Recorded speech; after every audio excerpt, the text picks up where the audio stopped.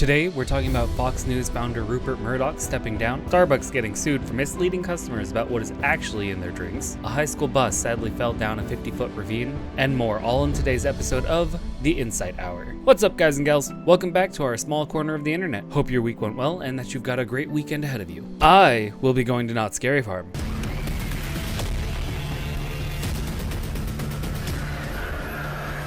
For another weekend of debauchery. But before that, let's discuss what went down these last couple days. Alice? Hello, everyone. Welcome back to the Insight Hour. Today, we have some breaking news that's shaking up the media world. Rupert Murdoc, the Australian media mogul who's been a dominant force in conservative media, is stepping down as chairman of Fox Corp and News Corp. He will become chairman emeritus, and his older son, Lachlan Murdoc, will take over as the sole chairman of both corporations.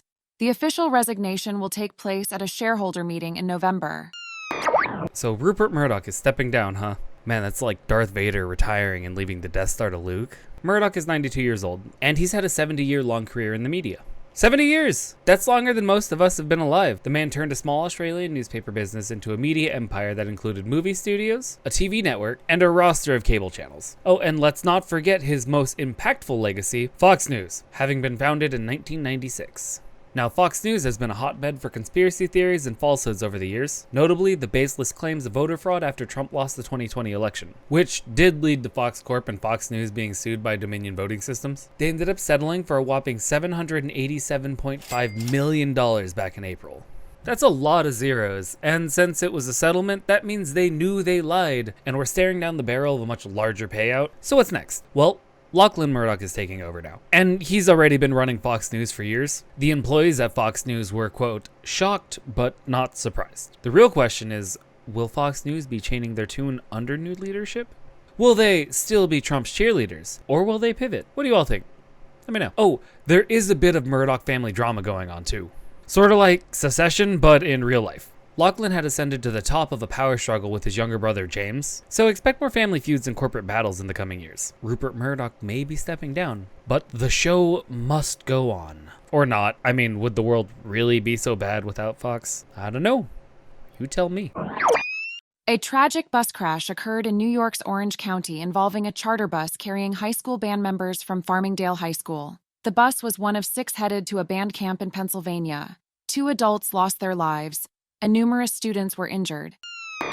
So this bus was carrying high school band members from Long Island, and sadly it overturned on Interstate 84 near the town of Wawayanda. That's about 2 hours northwest of New York City for those of you who failed geography like I did. The bus had went through a wire barrier, down an embankment, and flipped. Governor Kathy Hochul described it as a bus that literally tumbled down a 50-foot ravine. Sadly, 2 adults died in the crash, 43-year-old Gina Pelletieri from Massapequa and 70-year-old Beatrice Ferrari from Farmingdale. 5 to 6 were critically injured and many others were taken to area hospitals. Our hearts and well wishes go out to them and their families.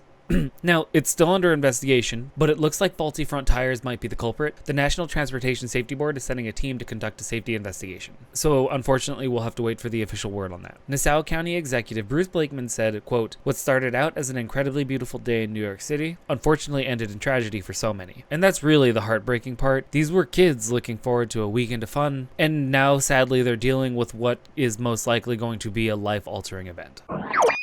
Antonio Guterres, the Secretary General of the United Nations, has called for an end to $7 trillion in fossil fuel subsidies. He made this call during the Climate Ambition Summit at the United Nations headquarters. Guterres introduced an acceleration agenda aimed at closing the gap between current efforts to address climate change and what he believes needs to be done. So, Antonio Guterres, the big man at the UN, said humanity has, quote, opened the gates to hell. And no, he's not talking about a new amusement park ride. He's talking about climate change. Even though a ride called Gates to Hell sounds super badass, and I would like to ride, please. How do we make this happen? Anyways, he said we're decades behind on tackling this issue. Guterres has a plan called the Acceleration Agenda, which is all about speeding up efforts to combat climate change. He wants to end fossil fuel subsidies, which, get this, toppled $7 trillion last year. That's trillion with a T. As in, the fuck do you need that much money for? He's calling on developed nations to reach net zero emissions by 2040 and emerging economies by about 2050 or so. He also wants OECD nations to stop burning coal by 2030, and the rest of the world by 2040. If we don't, we could be looking at a temperature rise of 2.8 degrees Celsius. Guterres also wants to put a price on carbon and hold businesses and financial institutions accountable for their climate pledges. So how do you all feel about the oil industry getting so heavily subsidized while we're all still paying record high gas prices? Let me know in the comments. Starbucks is facing a lawsuit over its refresher fruit drinks, which allegedly lack the fruit listed in their names. A federal judge has allowed the class action lawsuit to proceed, rejecting Starbucks' request to dismiss 9 of the 11 claims. Starbucks has these drinks like the mango dragon fruit and strawberry acai lemonades. And, well, they're allegedly missing the main stars of the show, the fruits. You know, like going to a Beyonce concert and finding out it's just a cardboard cutout on the stage. The lawsuit was filed in New York, and the plaintiffs are saying that they bought these drinks assuming that they contained all of the fruits clearly listed in their respective names. But instead they got water, grapefruit concentrate, and, well, sugar. Now, Starbucks is saying that the fruits in their names are meant to describe the flavors, not the ingredients. But the judge wasn't buying it. He said terms like mango, passion fruit, and acai are understood to represent both flavor and ingredient. Shocker!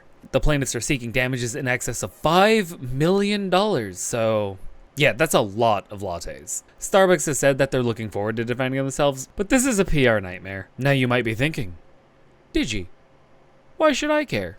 First off, transparent marketing is all about trust. You know, you walk into a Starbucks and see a drink called Mango Dragon Fruit Lemonade. You're thinking, mango and dragon fruit, sign me up. But then you find out it's just some flavored water with a fancy name. How happy would you be about that? You know, if Starbucks loses, it sets a precedent. Other companies will have to think twice before they slap a misleading label on their product. It's like when one kid gets caught cheating and suddenly everyone starts acting like angels. Regulatory bodies could step in and enforce stricter labeling laws. I mean, can you imagine a world where you actually know what's in your food and drinks? Revolutionary, right? It's like turning on the lights in a dark room and you suddenly see everything clearly now. And who knows?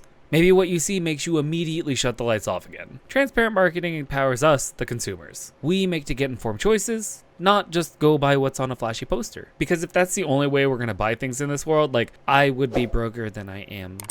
Please subscribe and help a brother out. Okay, that's enough shilling. Alice, what's the last thing on our list? The Biden administration has announced a major initiative to protect Americans from medical debt by developing federal rules that would prevent unpaid medical bills from affecting patients' credit scores. Ah, right. We're wrapping up today's episode with something that hits close to home for many Americans. Medical debt. Now, if you've ever had to visit the ER for a sprained ankle or something more serious, you know that the pain doesn't end when you leave the hospital. Oh no, it follows you home in the form of a bill. So Biden is planning to develop federal rules that would stop unpaid medical bills from messing with your credit score. And that's something that could affect tens of millions of Americans in a beneficial way. The new rules are set to develop sometime next year, and you can bet there's going to be all sorts of industry opposition to it. You know, life can throw you curveballs at any moment. Sometimes it's a job loss, sometimes it's a global pandemic, and sometimes it's a medical emergency. And getting sick or injured shouldn't be a financial death sentence. First off, let's talk about this unholy matrimony between medical debt and credit scores. I mean, who came up with that idea? Getting kicked when you're down. Your health shouldn't be a determining factor in whether you can buy a house or get a car loan or even land a job. Now, medical debt is a beast all on its own. According to a KFF Health News NPR investigation, about $100 million are burdened with medical debt. That's 100 million people who might have to ration food, give up their homes, or take on extra work just because they got sick or injured. So as much as I complain about him not coming through, kudos to Biden for taking a step in the right direction. Well, well, well. Looks like our time together has reached its end. Remember to like, subscribe, and let us know what topic caught your eye the most today. So until next time, stay weird, stay safe, and I'll see you all on Monday.